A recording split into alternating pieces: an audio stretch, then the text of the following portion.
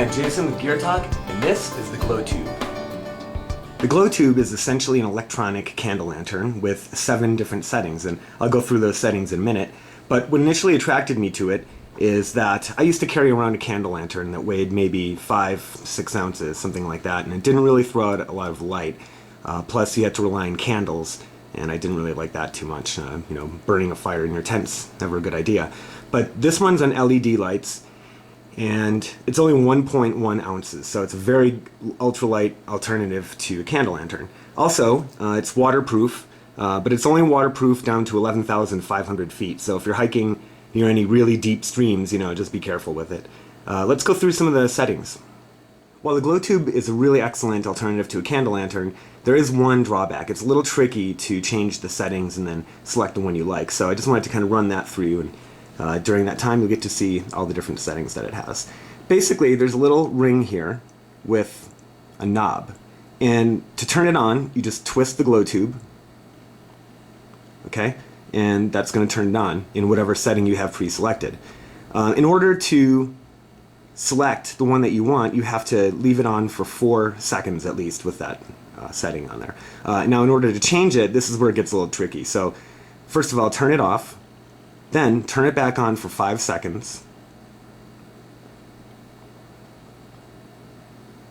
and then turn it off and then turn it on again. Now, every time you rotate it, it's going to change to a different setting.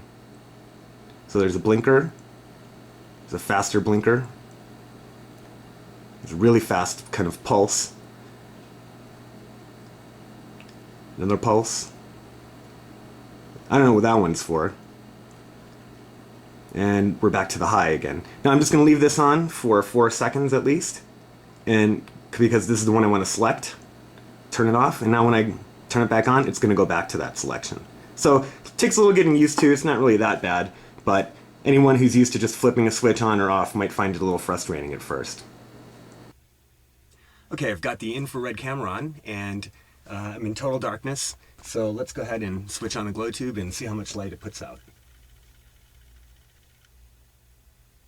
Okay, that's on the highest setting, and just looking around, I would say the light casts pretty far.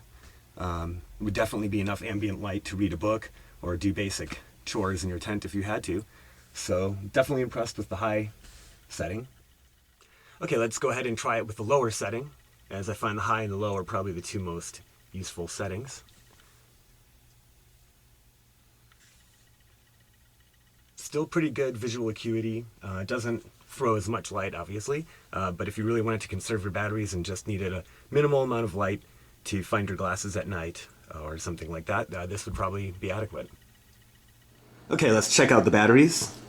And luckily, the batteries are just small batteries that you can get at the drugstore. I believe these are 12 volt, yes.